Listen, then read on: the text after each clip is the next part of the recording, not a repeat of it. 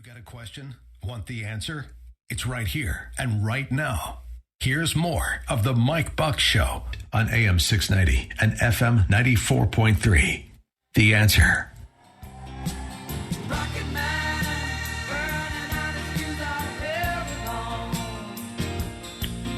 Okay, so over the years, we've done a lot of firsts with Riki Ellison, and this is a first. Back in the day when I was on in the afternoon, and we used to talk to him in Washington, D.C. in the evening, it would be about 11 o'clock his time, 5 o'clock our time. This is a real weird one. As a matter of fact, I was so jealous when I found out where Riki was going to be. The missile defense and the authoritarian adversaries got together, and it's called the Challenge from Iran, and it happened just about 12 hours ago. And Riki is actually in Israel doing what he does. And I thought it'd be a great chance to catch up with him on that and also to catch up on what everybody was saying around that conference of what's happening in the Ukraine. I'm so sorry to have to wake you up, Riki, but Andrew said you sounded pretty good. And I want to thank you. This is the first. We've done some crazy things, but this is the first. Yeah, hey, I'm right here in Old Jerusalem. I'm right next to the wall between Jaffa Gate and Newgate. Wow. And, one of the oldest fortifications in the world, as that defensive perimeter has withstood, a lot. And so it's just very interesting and very, very symmetrical that I'm here today, with the last couple of days with the country of Israel and its ability, which I think is the best in the world today, in defending its population. Isn't that sort of interesting, Riki? Because not only is that, but they also are leading the charge on the vaccinations and getting people COVID prepared in Israel. They've really, they do things and they do them quickly with resolve. That you got to admire their tenacity. And look where they are. They're right in the middle of a cauldron of smoke all the time. Yeah, they've got toughness, they've got grit, and they do things that normal populations don't do. So, everyone has to serve in the military 3 years, and their whole survival of the society is based on their ability to defend themselves. So this is just a different mentality and different way of doing things. It's unique because of the theater they're in and the enemies that are around them. But it's getting better. It's getting better than it was, and all the way back to 57, 73, wow. 82. So it's a good aspect of it, and certainly we're here to look at it because I think that's the shining example right now for all those nations in NATO right now that are concerned about Russia. So if you want to do it right, this is how you do it. And I really want to get that thing because I'm just sure the information you all could have exchanged socially is so important for people to know. But I looked at the who's who list of the people that got together for this. I mean, from everybody, from Inbar, Brigadier General Shoba, retired Colonel David Shank. These guys are the movers and shakers. This is a historic gathering. Everybody's to be congratulated for just getting it together. Yeah, no, it's important because of the existential threat from Iran that's continued to escalate. No matter what the sanctions are, no matter what agreements are done, they continue to drive the missile threat to this country on it. So to understand what Israel did to rapidly deploy, rapidly create both an active defense and a passive defense and an offensive strike to create a deterrent is so important to see. And I think coming out of this whole thing is,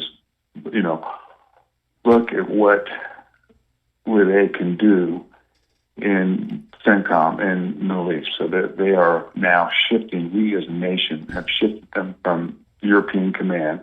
They've been under EUCOM, and we're putting them in their own neighborhood with CENTCOM. So they are now forging relationships with the Arab nations that are also see that Iran is a threat to them. So that's historic. That being said, Riki, everybody asked me about this. That being said, Riki, and what's really neat about this is the resolve that Israel had in protecting themselves is so to be admired. You've talked about that. We've talked about that a lot. And that is what they have to block the incoming. It's so impressive.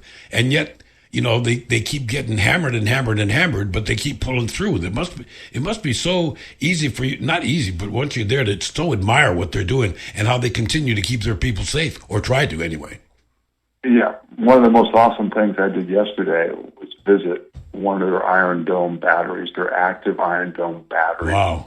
In the south of Tel Aviv, full go, and it's run by a young woman at a major level. She's a major, and I had an opportunity to talk to her and the battalion commander. They have 4 batteries, that are spread out around Gaza Strip to protect the nation. Now, and, let me ask you this, because obviously, let me finish this. No, go ahead. Go ahead. I got it. Yeah. So last May, over 10 days, they withstood a barrage of 4,000 rockets and missiles coming at the nation. 4,000. 700 missiles. 4,000. Oh. At 700 missiles a day, and they intercepted. They filtered it out, and they intercepted 1,700 of those missiles at a 90% effective rate. Wow. And nobody got killed. Nobody. That is amazing. So you want to talk about real deal. Yeah. That was phenomenal for what they did and what they created. That system they created on their own. And we co-produced the interceptors with them over in the United States. So that's big. That's what I'm saying. The world doesn't understand what they've done. I think you've described it. You've described it to us before like a dome, right? I mean, they literally have spent the energy and the science and the technology to be the best it could be. What you're talking about is with that sort of barrages and no loss of life. That's phenomenal. Yeah, and we've done behind them. So there's no question, right? We've got an agreement now that we give them $500 million. That's $500 million a year, where we co-develop with them 4 or 5 of their systems. So we actually co-develop with the creation of these technologies that are in place at the upper tier layer with Arrow, new one, Arrow 4, Arrow 3, Arrow 2, and David Sling and Iron Dome. So the United States is part of this, and they are producing those kind of capabilities in the United States to help this. The other unique thing is that we are integrated fully with this country. So we practice with them, we exercise with them. We have our own capabilities in Israel to help them. We've got a TP2 radar. They've got our Patriot 2, Patriot 3 capabilities, and we do exercises to bring them together. So we have a very unique, powerful defensive perimeter with Israel integrated. It's something the world should look at everywhere. But well, again, I mean, look what we're looking at right now. Ricky, just out of curiosity, someone wants to know: was this all organized and planned for before the eruption of what's going on in Ukraine? Correct? No, we came over here because of the Ukraine thing as well to study it, because they know how to. We're looking. Everybody's looking. Iran's looking at what Russia's doing. The world's looking at how to defend that aspect of it. And the difference over there is that NATO is a group of 30 countries. It's not a bilateral. You just can't go in there and just pick one country to defend like we do with Israel. You have to connect all those countries together. Certainly the Eastern European countries on that. And that's where the movement's going, because Israel's got to help lead that a little bit with the East. They're, of course. UAE and Saudi on that. So those are strategies are going. But I want to make it very clear to you that Russia has shot over 650 cruise missiles and Islander ballistic missiles at the population that's undefended. And you can listen to all the propaganda, but they have not. We don't have any evidence of them shooting down a ballistic missile.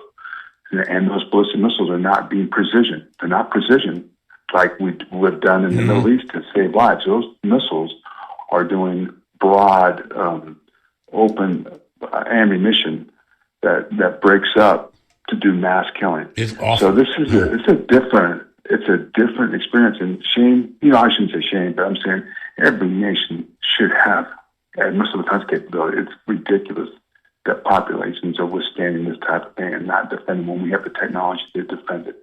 I mean, we're probably looking at least 1,000 or so a day are dying. It's just atrocious. People just can't. It's so hard to have that reality, and that's why I was so looking forward to being able to talk to you about it for a few minutes, because I wanted to make sure that people understood what would that be like if you were walking down Kalakaua Avenue and some hotel got hit. I mean, that's the reality of what you see. It must be interesting for you, Ricky, to be able to look in the eyes of all these folks from that part of the globe and sort of share what they're experiencing and all this. It's horrific.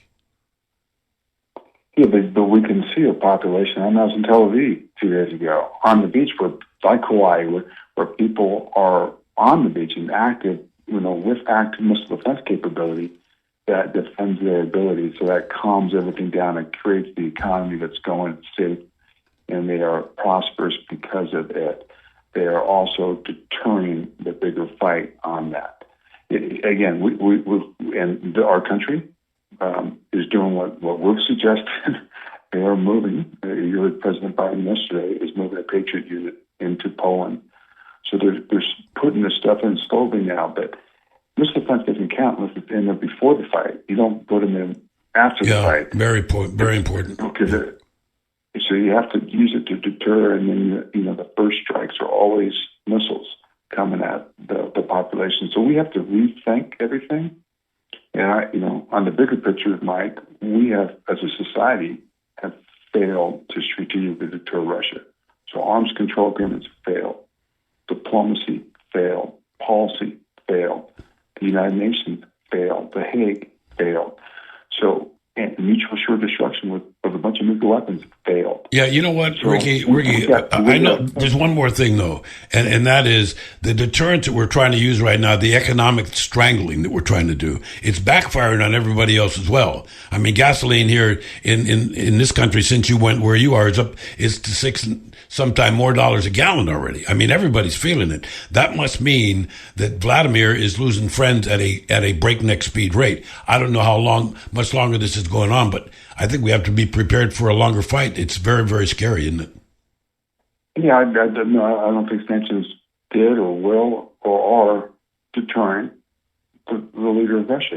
I'm sure he thought through this, and they are a tough people. They've grown up. Their culture is tougher to some extent than ours. They've withstood a lot of suffering throughout their history.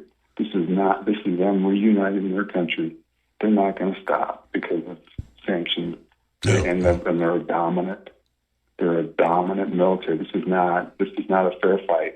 They are crushing it, and you can read the propaganda or not. Yeah, they're crushing it. Yeah, and we're seeing that too.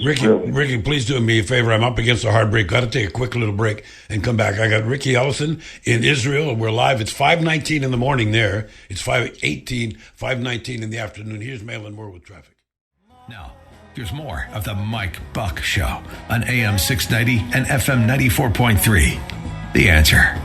Okay, as you know, Riki Ellison's a great friend of Hawaii. We spend a lot of time together when he's here whenever we can, but this really shows his commitment to letting my audience know what's going on. We've been doing this for a long time, and this is, I think, the scariest place that we've been in together, Riki, with regards to the threats and the unrest and some of the things that are going on. We are in some pretty tense times that really do need a lot of our attention, and I'm so glad.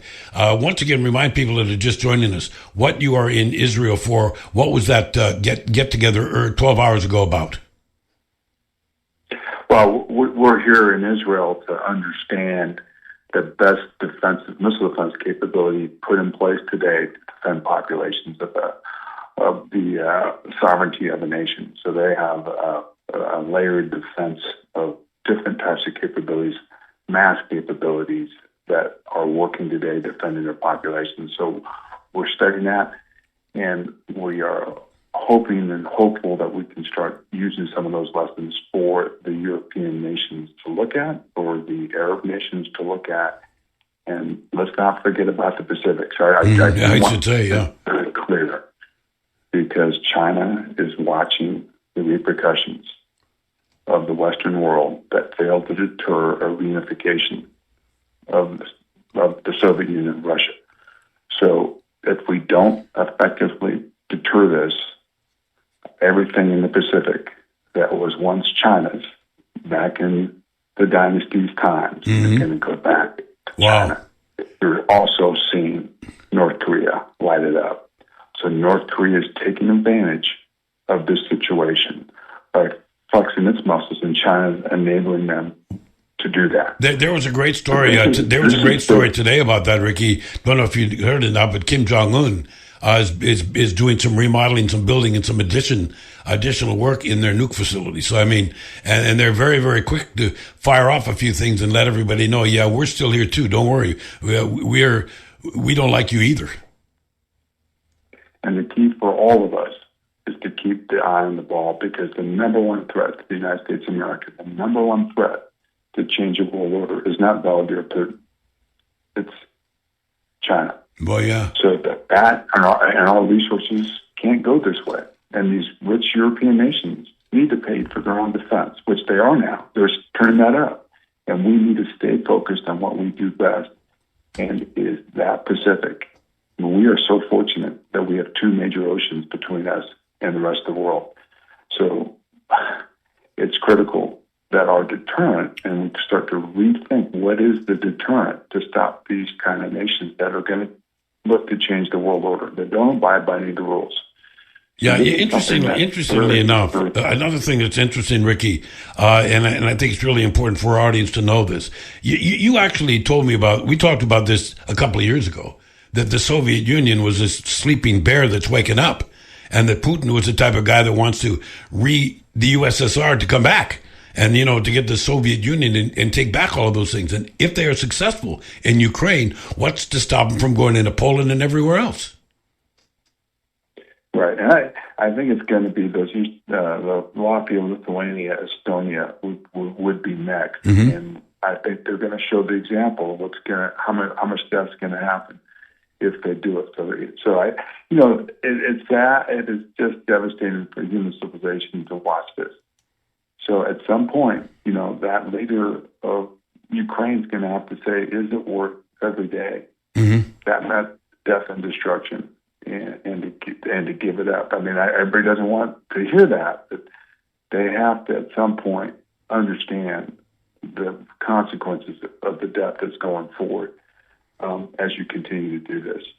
And so I think this is a time where you got to rethink that, and then you've also got to absolutely make sure that we do everything we can in creating deterrence in those Eastern European NATO countries.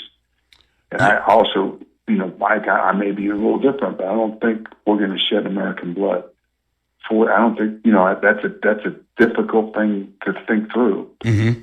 And are we going to use a nuclear weapon to prevent Russia from going in those countries? Are we going to send, 50 in World War II, 50,000 people a day died. So are we willing to make that commitment? Yeah, it's very scary. Big questions. Yeah.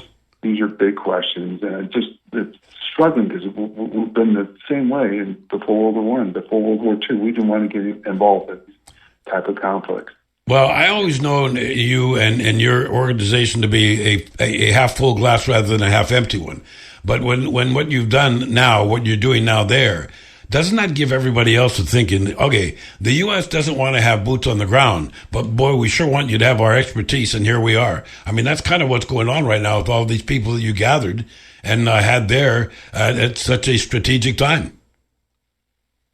And I think the United States does such a great job in being able to be the team leader and being able to bring different countries and different cultures together. So they're the unifier.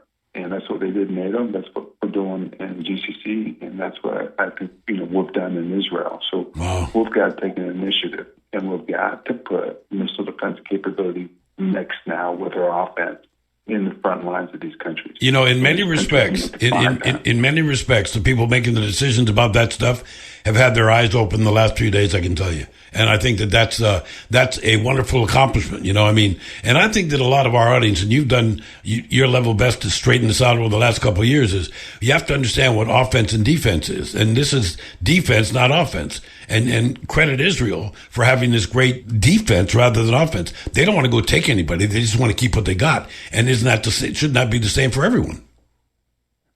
So why are these Eastern European countries trying to create an offense to go and invade Russia and beat Russia? That's ridiculous. You've got to create some sort of deterrent. We're going to have to be real concerned, too, because they're going to start looking at neutralizing, having their own nuclear weapons. That's happening in people's minds is, how do we best defend ourselves? Let's get a nuclear weapon so Russia won't do it. So we've got that on the brim here. Yeah. So before we run out of time here, Ricky, what's next? Where are you off to when this visit to Israel is done? Well, I'm going right to the heart of our country, back to Alabama. Of course. Where we come up with a lot of this stuff and share those lessons learned in Alabama, which is one of our critical states that make missile defense capability. Yeah, there you go. That's terrific. And they play a little pretty good football too. You can do both, can't you? Yeah. Anyway, I'm going to the other school. I'm so sorry we had to wake you up, Ricky, but I so appreciate you filling us in on what's going on over there, and I can't wait to see you again, my friend. Yeah, well, God bless you. Shalom. I'm in the holy city of the world. Symbolic. I mean, it shares religions here. So I think we believe in a unified world in a Western civilization. There you go. That defends and protects lives. So. All right, my friend. Thanks very much. Thanks loads. Aloha, Ricky. We'll see you soon. And when we come back after Traffic with Malin Moore, we get the last reminder show. Tell you what Ricky said in case you missed that. And then we have a couple of other stories before the end of the hour right here on the Mike Buck Show. We'll be right back.